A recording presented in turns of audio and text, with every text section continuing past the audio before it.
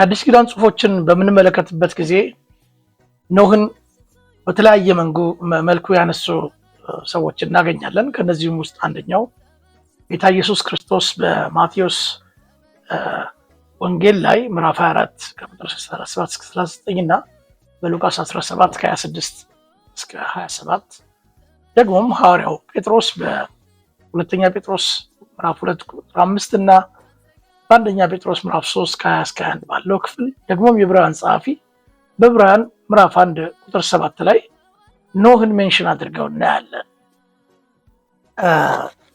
ኖህ በተነሳባቸው ክፍለ ምንባቦች ውስጥ የምናገኛቸው የምንማራቸው ነገሮች አሉ። የመጀመሪያው ነገር ምንድነው? በእግዚአብሔርን መታዘዝን እግዚአብሔርን ከመታዘዝ አንጻር ደግሞም ኖህ የነበረበት ዘመን እና ትውልድን ደግሞ ስንመለከት በእግዚአብሔር ላይ ያመፁ ሰዎች የመጣባቸውን ያገኛቸውን ውጤት እንማርበታለን ማለት ነው። የመጀመሪያው ያ ነው የሚሆነው ኖህ በተነሳበት ክፍል ውስጥ። ሌላው የኖህን ታዛዥነት ነው የምናየው።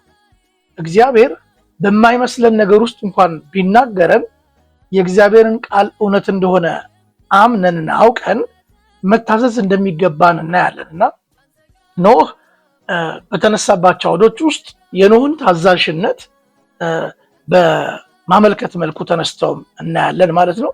ሌላው የእግዚአብሔርን ታዳጊነት፣ የእግዚአብሔርን ታጋሽነት፣ የእግዚአብሔርን አዳኝነት እናያለን። የኖህ ታሪክን ስንመለከት ኖህን በተመለከተ በተነሳባቸው በአዲስ ኪዳን ጽሑፎች ውስጥ ያሉትን አውዶች ስንመለከት እግዚአብሔር በእውነት የሚያመልኩትን ሰዎች ከፈተና የሚያድን ከመከራ የሚያድን የሚታደግ አምላክ እንደሆነ እንማርበታለን፣ እንመለከታለን ማለት ነው። ሌላው ደግሞ መረሳት የሌለበት ነገር ኖህ ለ120 ዓመታት መርከብን ሲያዘጋጅ ለሱ የመፈተን መንገድ ነው። ምክንያቱም ዝናብ ይዘንባል ብሎ እግዚአብሔር ምድርን ያጠፋል ብሎ አምኖ የሰማውን ቃል አምኖ መርከብን ለሚያዘጋጅ ሰው እነዚህ ዓመታት ሩቅ ናቸው። ግን ደግሞ ለትውልዶቹ ደግሞ የእግዚአብሔር ትዕግስት የታየበት እንደሆነ ከዚህም አንጻር ክፍሎቹ ተነግረው እናያለን። የእግዚአብሔር ትዕግስት ለመዳን እንደሆነ የእግዚአብሔርን ታጋሽነት እናያለን። የኖህን ታሪክ ስናጠና የኖህን ዘመን ታሪክ ስናጠና አሁን ለአዲስ ኪዳን ያለን ሰዎች ይህንን ታሪክ ስናጠና የምናየው ነገር ምንድነው? እግዚአብሔር ምን ያህል ታጋሽ እንደሆነ፣ ትዕግስቱ ደግሞ ሰዎችን ለማዳን ሰዎች ወደ መዳን እንዲመጡ ወደ መታዘዝ እስኪመጡ ድረስ ምን ያክል ታጋዥ አምላክ እንደሆነ እናያለን።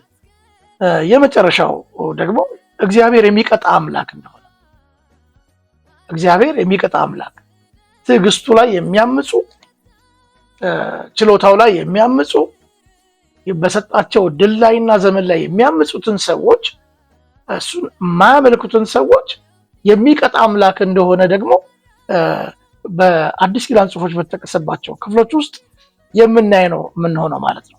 ስለዚህ ስለ ኖህ ስናጠና ኖህ ታማኝ እንደሆነ፣ ታዛዥ እንደሆነ፣ የጽድቅ ሰባኪ እንደሆነ፣ የእግዚአብሔር ትዕግስት የገባው ሰው እንደሆነ ተደርጎ ተስሏል። የእምነት ሰው እንደሆነ፣ እምነት ደግሞ መታዘዝን ዲማንድ ስለሚያደርግ የመታዘዝ ሰው እንደሆነ ከነዚህ አንጻር መነገሩን ትምህርት ልናገኝበት እንችላለን ማለት ነው። መልካም ቀን ይሁንላችሁ።